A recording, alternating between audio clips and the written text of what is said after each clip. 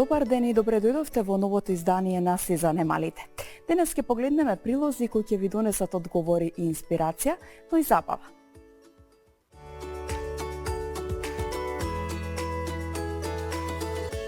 Дали рамните табани се проблем и како се третираат? Стручни насоки за родителите и совети за правилни обувки, но и навремена превенција.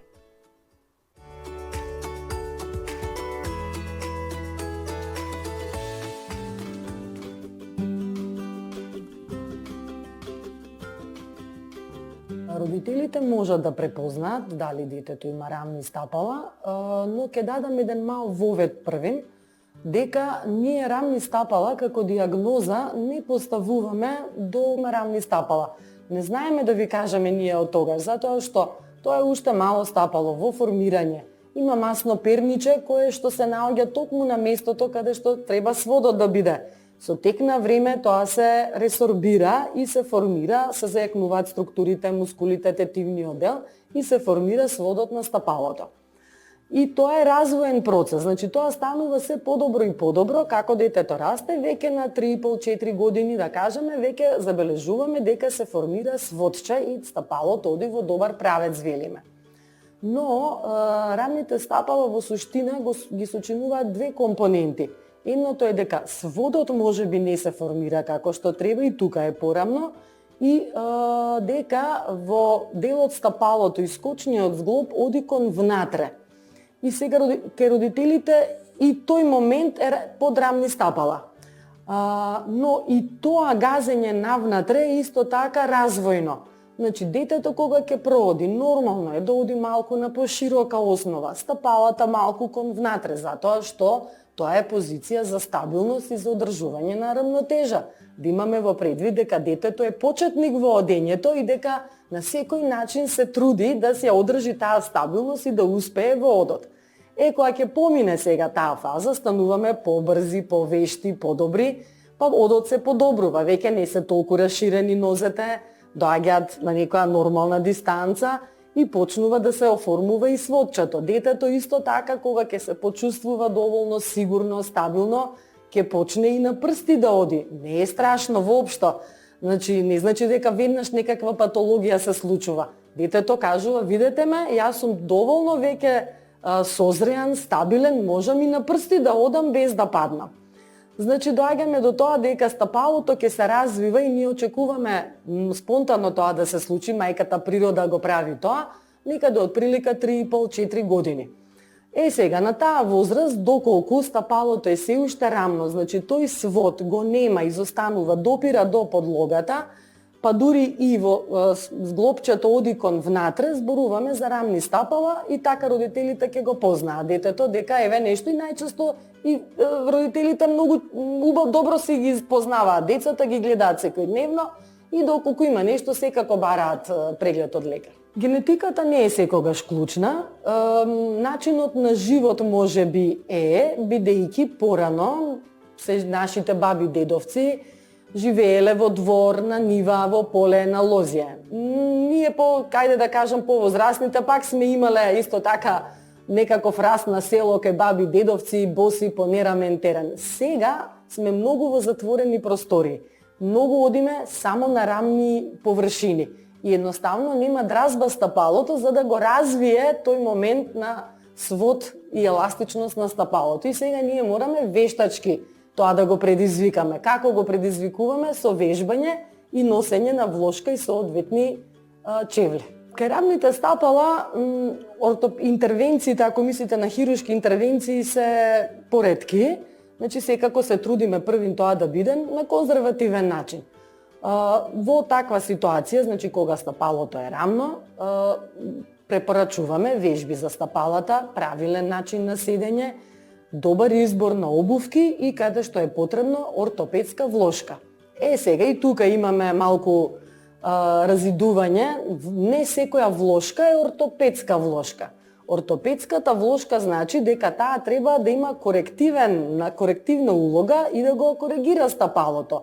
Но имаме анатомска влошка која што само го поддржува правилната форма и понатаму растот и развојот на стапалото. Што значи тоа перниче кај анатомската влошка е со некоја анатомска висина, значи само го следи сводот на стапалото. Ортопедската влошка е повисока, покрута и таа има задача да направи корекција на стапалото. Помагаат, посебно овие базични спортови што ги спомнавме, како гимнастика, балет, да кажеме, каде што се учи специфичен начин на од, има доста вежби кои што и на прсти се изведуваат. Тоа е една и од вежбите која се препорачува кај децата. Некои спортови каде што имаме чевли кои што се крути, тешки, специфични, погодни за тој спорт можеби, но не толку згодни за, да кажеме, за мало стапало кое што е во развој.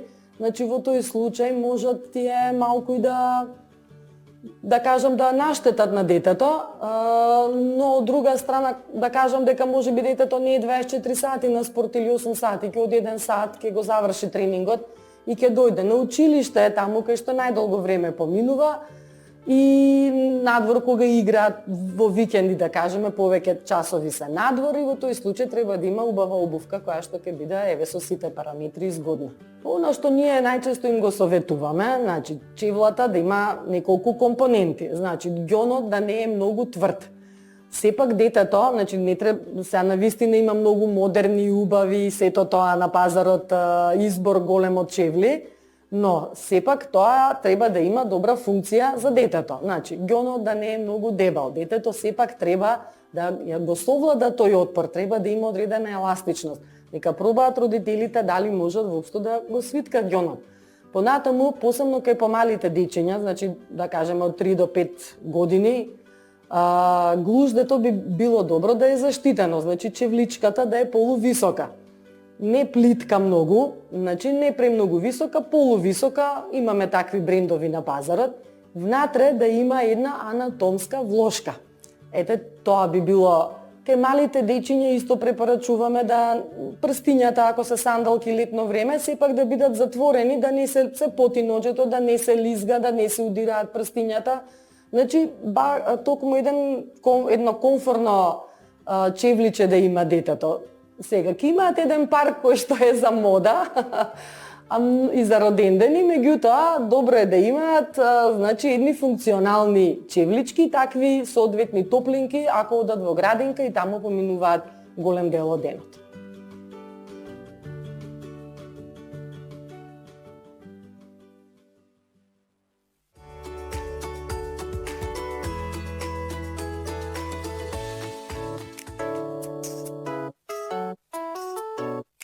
Не постои баш строга граница што е за детски психолог и што е детски психијатар, нели, во однос на патологијата која што работиме. Имаме многу сфери на поклапање и имаме нели делови кои што се различни, она кое што најчесто има познато на, да речем, на клиентите, на пациентите, дека психијатарот го поврзува со фармакотерапија. Меѓутоа не е тоа секогаш така. Психијатарот, меѓу другото, работи психотерапија, така што можам да кажам дека психотерапијата е најсродна што ги прави, да речам, како заедничка патологија за психологот и за психијатарот. Често постои мислење кое знае да одврати од посетата на детскиот психијатар, а тоа е дека тој веднаш започнува со препишана терапија и лекови. Стигма е дека психијаторот веднаш започнува со психотерапија. И сите оние кои што биле на терапија кај мене знаат дека никогаш прво не сум започнала со фармакотерапија.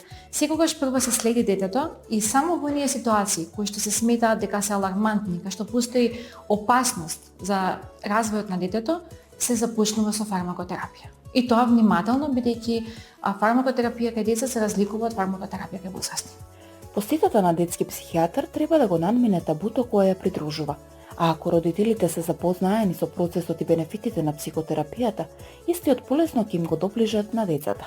Со подигање на свесноста и со едукација на родителите, заради тоа што секогаш јас тоа велам, кај психијатар кога сите кругови се завршени, тогаш се стигнува, а би било многу поедноставно доколку би се започнало со детски психијатар. И можам да ги охрабрам родителите дека детскиот психијатар по многу нешта помага на семејствата и не треба да детето има не знам каква патологија за да не се јават и за се обратат кај детски психијатар. Кога треба да се посети психијатар? Тоа е често прашање што ги мачи родителите кога е во прашање психичката благосостојба на нивното дете. По продолжение го дознаваме одговорот. Па да ви кажам, тоа се повеќе состојби и едно широко поле, да речам, меѓутоа, она како порака што би можела да им го пратам на родителите, нели, за да не ја редам детската психијатрија кои све болести ги покрива, и кога ќе забележат дека функционалноста на нивното дете опаѓа, тоа е право време да се јават на лекар. И не постои ништо лошо во тоа да се посети детски психијатар, да се разговара, да се кажат проблемите кои што ги има во семејство, бидејќи многу често децата јавуваат симптом кога ништо се случува на ниво на семејство. И можеби затоа и родителите на некој начин како да се срамат и да кажат да, нешто ми се случува. Меѓутоа, многу е важно да се работи со децата, заради тоа што децата секако една слика и одраз на тоа што се случува во семејството. Причините за посета на психијатар може да бидат наследни, а родителите треба свесно да ја следат пројавата на симптоми за кои постои шанса да им ги пренеле на децата и се присутни во семејството. Знаете како хередитетот апсолутно игра улога и апсолутно дека кога имаме фамилна анамнеза за одредена болест, на некој начин е предиктор дека тоа може да се случи и во ова семејство, односно кај ова дете. Меѓутоа, и често ми се случува да родителите натака ќе препознат некакво однесување кај децата, особено во адолесценцијата, и ќе ви кажат мојот двојко беше со шизофренија или имавме биполарно расстройство.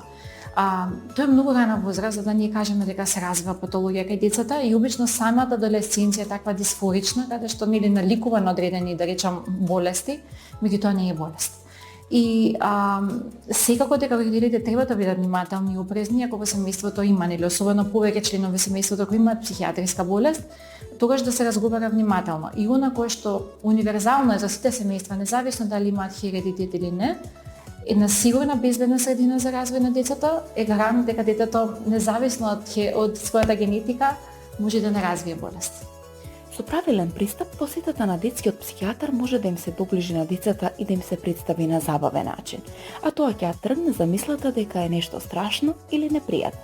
Одеме на разговор, одеме да кажеме што се случува. Знаеш, мислам дека јас подолго време веќе не се снаоѓам во оваа ситуација и би сакала да поразговараме со стручно лице. Тоа не е доктор што боцка, тоа не е доктор што предизвикува болка. Ајде да отидеме. Бидејќи знаете како, децата се плашат од болка и навистина така, психијатрот не боцка.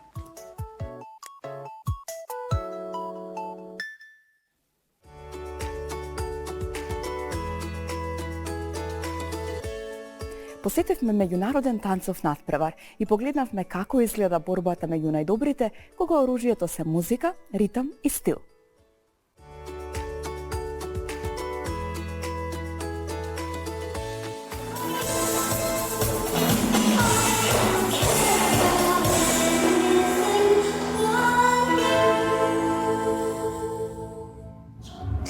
Танцот е многу важен за психофизичкиот развој на децата.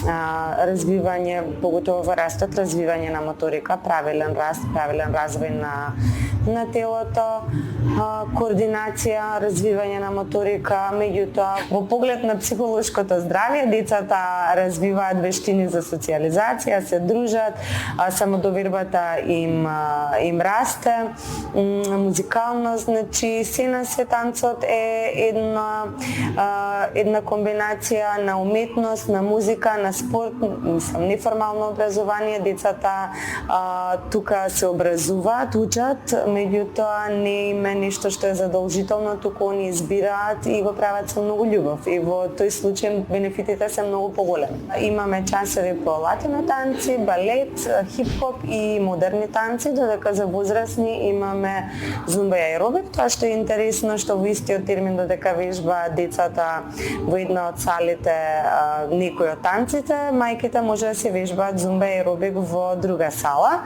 Почнуваме со часови од 4 годишна возраст, со најмалите работиме класичен балет и модерни танци. Потоа од 5 годишна возраст може да започнате со хип-хоп и со латино. Си се одделуваат децата сами, дали сака да продолжат со хип-хоп, со латино или балет. И има горна граница до каде може да се оди со овие дисциплини. Предиспозиции за танцување латино танци или било кој друг вид на танци нема. Потребна е љубов, потребна е многу работа, труд и посветеност, секако музикалноста, некои физички предиспозиции, се предност можеби на почетокот кај некои деца, меѓутоа не постои нешто што со многу труд и многу работа не може да се постигне и можам да кажам дека талентот е многу помал број отколку многу помал во проценти отколку трудот кај било кој танчер и било кое дете. Многу е поважно да бидат редовни на часовете, да доаѓаат, да бидат истраени и само со труд ќе се постигне се. Но интересно што секоја група на возрастна група на деца си имаат некои посебни карактеристики, например со најмалите 4-5 години, они живеат за петка, за стикер, за пофалба, додека малку поголемите кога почнуваат да пишуваат и од 5 до 7, од прво второ деление, они уживаат да носат подарочиња, цртежи, писменца на тренерите своји. Понатаму како што растат децата се точно се гледа во секоја група, нас не се поделени од 4 до 6, па од 5 до 7, од 8 до 11, 12 до 15 и после над 16 се друга категорија. Меѓутоа во секоја возрастна категорија интересно што може да ги видиме децата што поменуваат во училиште, во која фаза се, што им се случува, кои им се интереси, дали сакаат, не знам, има една група сакаат одредени песни, а една година постарите деца, тоа е за мали деца, имаме такви коментари, че многу интересно што и ние се ставаме во ситуација, зависно од тоа со која група детска работиме, да можеме да се ставиме во мајндсетот на тие деца, за да може да ги разбираме и при тоа да им дадеме нели максимум за нивната возраст. Не може да се има истиот пристап со секоја возрастна група. Во нашиот клуб имаме и инклузивна танцова група, лица со попреченост, кои што се од самото основање од 2013 година дел од нашиот клуб. Со нив е исто многу интересно за тоа што и они си имаат своји карактеристики. Така да не можам да издвојам некоја група со која група е поинтересно да се работи, буквално секоја група си има своји убавени и е супер да се работи со деца, со млади луѓе, со луѓе кои што сакаат да танцуваат, сепак ова е и убава група на луѓе затоа што се луѓе кои што сакаат музика, сакаат танца, нели танцот и музиката се само позитивни работи ни носат, нема ништо негативно во сето тоа. Ние како танцов клуб години уназад, значи можам да речам 7-8 години уназад, сме светски и европски прваци во многу категории. Инклузивната група што ја споменав, ни се светски европски прваци, тоа во хип-хоп танци, во модерен танц и во шоу-денс. Нашите латино танчери години уназад бројат врвни резултати на сите светски европски надпревари. Можам да кажам дека Македонија има на врвот и на пиедесталот многу често на светските европските надпревари. Да се вклучи некое дете во танцот не треба многу, во надпреварувањето не треба многу, се почнува од државни, меѓународни, национални надпревари, помали, поголеми, си почнуваат во категории кои што се сходнели, кои што се прилагодени за нив, за нивната. Најпрво почнуваат децата во групи, во формации да играат заедно танцот и тоа е друга предност на танцот е што тимската работа станува, децата се учат на тимски вештини, да бидат тимски играчи. Потоа може да почнат и со соло танцување, танцување во парови, во дуо, така да нема никои конкретни предиспозиции, освен желба и упорност и да доаѓаат редовно на тренинзите. Ние сме и организатори на меѓународен танцов надпревар Diamond, кој што се одржува 3 години поред во Мириот во април месец и оваа година имаме 12 држави, над 1600 танчери. Децата сакаат да танцуваат, родителите гледам дека има некој тренд на пораст кај танцувањето, сакаат да ги носат децата на спортови, сакаат да ги носат на танцување. Така да тоа е тоа. Надпреварите се на се многу убави затоа што децата стекнуваат нови вештини, како да го покажат тоа што го учеле и тоа што го учат добива некаква цел. Дека ќе идеме и ќе покажеме што сме научиле. Родителите се најклучни во целиот процес на танцувањето на децата или во било која друга активност на децата. Сепак се они тие кои што треба да станат, да ги донесат, да вложуваат во нив, да истражуваат дома. Тоа што е многу интересно што сите родители го кажуваат и веднаш може да знаеме дали некој дете е многу заинтересирано за танцот, е што одма после првиот, вториот час ќе дојдат, ќе кажат по дома танцува, ни се трга од огледало или ни носи чаша вода од соба во соба со танцување, со некои чача корчиња и така натаму, или друга некоја дисциплина ако е, или ако идат на балет прават шпаги по дома и така натаму. Така да тоа е интересно што тие деца кои што тоа се деца кои што веднаш ќе пројават интерес и ќе им се створи некаква љубов кон танцот. Пак родителите да не би таа поддршка и мотивација од родителите е најважна и најклучна за да може да ги донесат децата на тренинг, да може да децата да бидат истрени, да инвестираат во нив, сето тоа нели кошта и самите танци, и самите надпревари, опремата и се што нели што се носи секоја воншколска активност или во неформалното образование. Така да родителите се, јас би рекла, најважниот фактор во успехот на децата, дали ќе продолжат, дали ќе се бават со нешто и колку таа љубов ќе се развива во иднината кај нивните деца.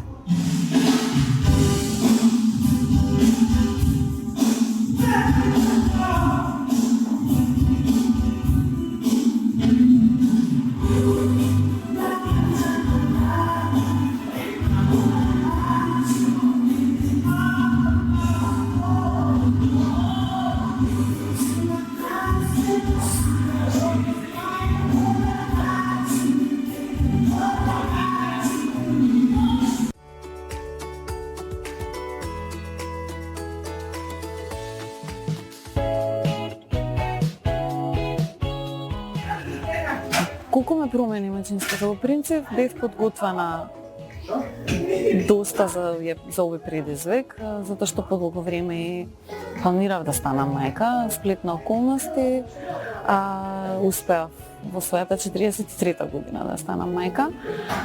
Ме промени, па не знам, може би сум многу поборбена и погласна некако, особено во бременоста, тоа ми беше доста истакнато, дали хормони, сите промени што ми се случува во телото, ме направија да бидам погласна и да се борам за себе малку повеќе, односно за бебето кое што го носам. Всушност повеќе беше тоа. Непроспените ноќи, да, бев свесна дека ќе бидат, меѓутоа, да, беше и шок. Секако имав голема помош. Мајка ми беше покрај мене, она остана со мене од 3 месеци. Живееше со мене и со Никита. И навистина ми помогна многу, особено кога немав сила да го надојам, па потоа да ми даваше простор да поспиам малку, колку толку, саат-два, што беа безценети. За тоа да можам да го истерам денот и со обврските да се справам. Сега се уште се водам интуитивно според него, според неговите потреби. Меѓутоа успевам да најдам и време бидејќи почнав да тренирам сега за сега фитнес со тренер за да се вратам во форма, бидејќи бев со царски рез пораѓајот ми беше и ми беше потребно време да се стабилизирам. Имам време, се снаоѓам, малку е трчање и стрес, меѓутоа успевам некако да ги реализирам тие обврски кон себе, да речам, за да бидам, тоа ми помогна да имам јачина во тоа како да се справувам со бебето, како ќе покачува на килажа и така натаму. Пред да ја направам процедурата, бидејќи сум со инвитро запремени, јас имав повреда која што ми се случи на сама представа, каде што толкував главна улога. Представата Шехерезада, што на самиот почеток на представата.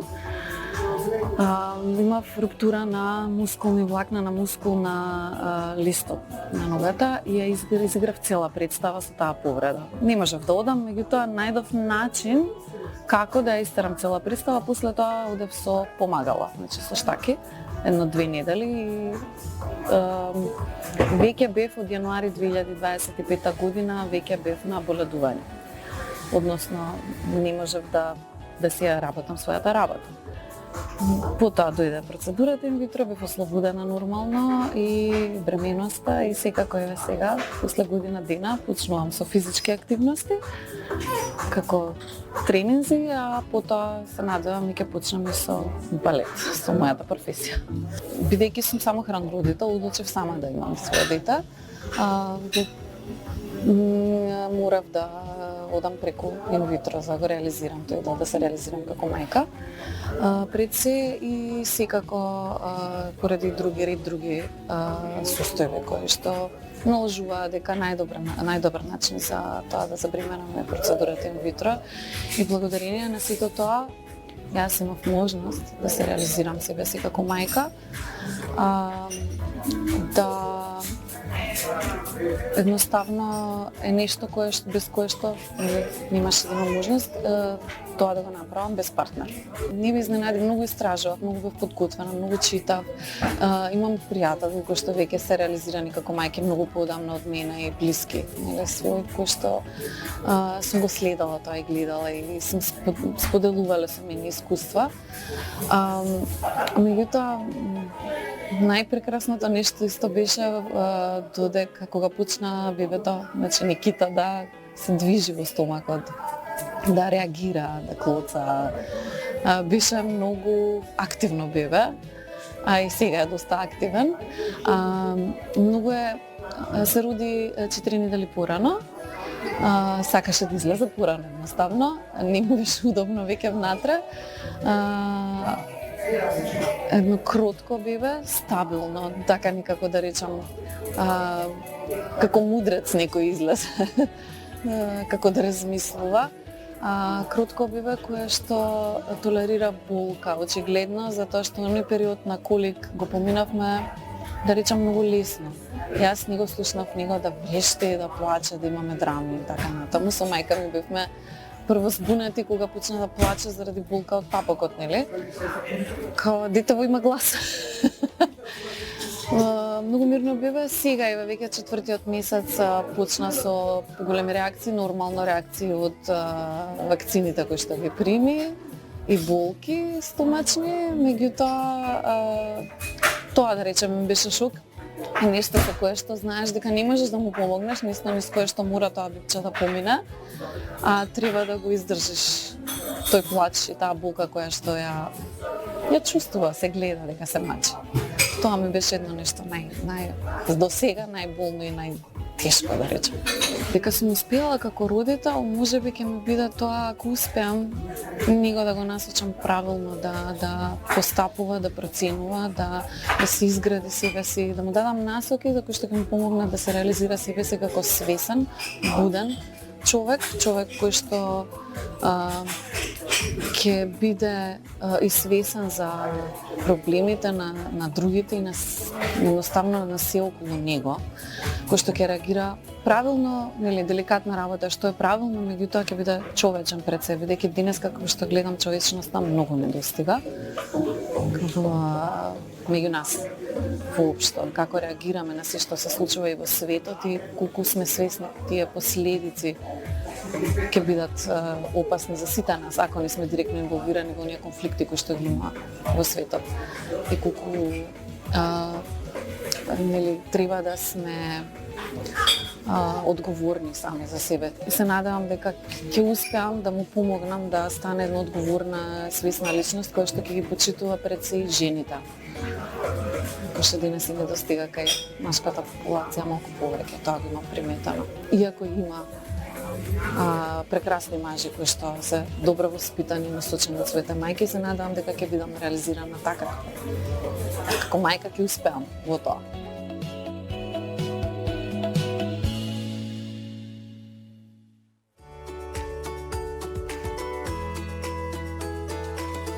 Време е за анимирана приказна и насмевки. Останете со нас и уживајте.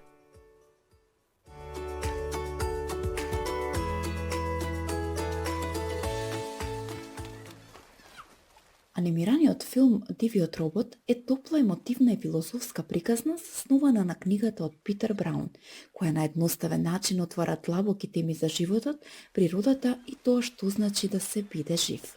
Приказната започнува кога роботот Рос доживува продолом и се наоѓа сама на ненаселен див остров. Таа е создадена да им служи на луѓето, но бидејќи на островот нема луѓе, незината програма станува бескорисна. Во почетокот животните ја гледаат како закана, нешто туѓо, ладно и опасно. Но Рос почнува да ги наблюдува животните и постепено учи како функционира природата. Како да се движи тивко, како да преживее, па дури и како да комуницира со нив. Клучниот конфликт доаѓа кога човечкиот свет повторно се вмешува и се поставува прашањето: дали Рос припаѓа таму од каде што доаѓа или таму каде што научи? Дивиот робот е многу повеќе од обичен анимиран филм. Тоа е нежна приказна за растење,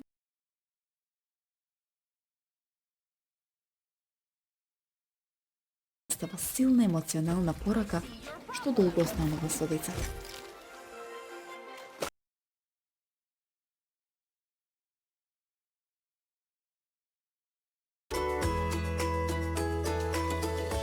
Дојдовме и до самиот крај на ова издание. Ви благодариме на вниманието.